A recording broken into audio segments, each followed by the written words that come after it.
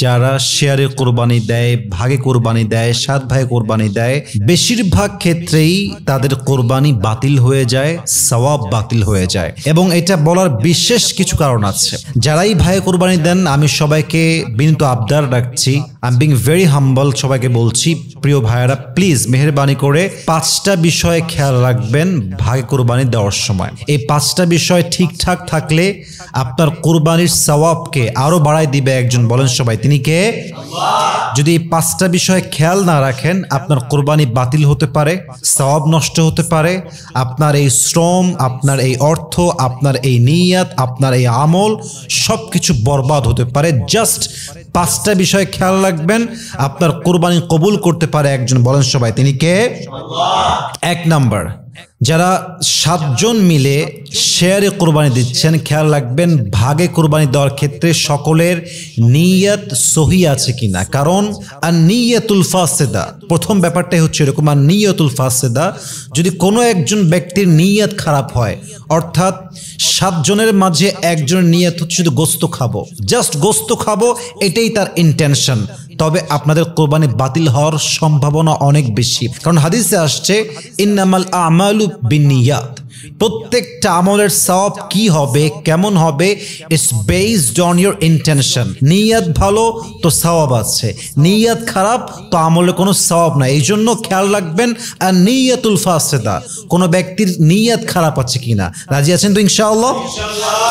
2 number, আর রিজকুল হারাম, 7 জন মিলে কোরবানি দিচ্ছেন, কিন্তু খেয়াল রাখবেন যে কোনো একজন ব্যক্তির ইনকামটা হারাম আছে কিনা। মনে করেন 7 জনের মাঝে একজন ইনকাম হচ্ছে ঘুষের ইনকাম, কারো ইনকাম সুদের ইনকাম, কারো ইনকাম জুয়ার ইনকাম, কারো ইনকাম চাঁদার ইনকাম। অর্থাৎ 7 জনের মাঝে যদি জাস্ট 1 পার্সন এমন হয় যার নিয়তটা সহি না এবং তার ইনকামটা হারাম, এমন কোনো ব্যক্তি যদি হয়, তার জন্য সবার কোরবানি বাতিল হয়ে যাবে, ঠিক কিনা বলেন? এবং হাদিসে আসছে, আল্লাহর হাবিব বলেছেন ইন্নাল্লাহা তাইয়িবুন লা ইয়াকবালু ইল্লা তাইয়িবান, আল্লাহ নিজেও পবিত্র, আল্লাহ যা কবুল করে তাও পবিত্র, ঠিক কিনা বলেন? অতএব রিজিক যদি হারাম হয়, আর্ন মানি সোর্স যদি হারাম হয় কোনো একজনের, আপনাদের কোরবানি বাতিল হতে পারে। আল্লাহ বোঝার তৌফিক দান করুক, পড়েন সবাই আমিন।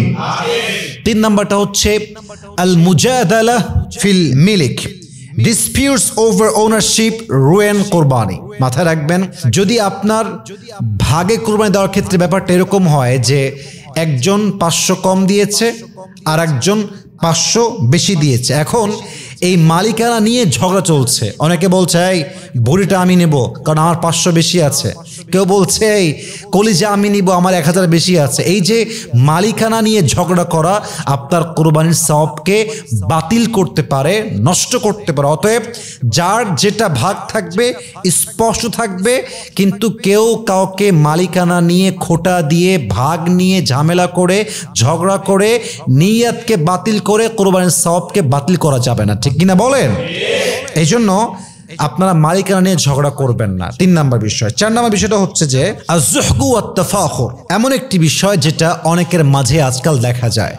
বেশিরভাগ কোরবানি হয় শো অফের উপরে। দেখবেন যে কেউ অনেক বড় কোরবানির জন্য গরু কিনে এবং এটা সেলফি তুলে ফেসবুকে দেয়, স্টোরিতে দেয়, টিকটক মেক করে, জাস্ট একটাই উদ্দেশ্য, গরু যদি বড় কিনেছি আমি, আমার ভিডিও ভাইরাল হবে বেশি। এই ভাইরালের চিন্তা, শো অফের চিন্তা আপনার সমস্ত আমলকে বাতিল করতে পারে, ঠিক কিনা বলেন? এই জন্য যদি 7 জনের মাঝে যে কোনো একজন নিয়ত হয় শো অফ করা, সাবধান, জাস্টিফাই করে নেবেন। 5 নাম্বার বিষয়গুলো শেষ করতে চাচ্ছি। অনেকেই কোরবানি দেয় বাহির থেকে, যেমন আমি থাকি ঢাকাতে, আমি কোরবানি দেব চট্টগ্রামে, রাজশাহীতে, সিলেটে, যে কোনো এক জায়গাতে। এখন 7 জন ভাগে আছি, কিন্তু 6 জন থাকি দেশের বাইরে অথবা আমাদের শহরের বাইরে।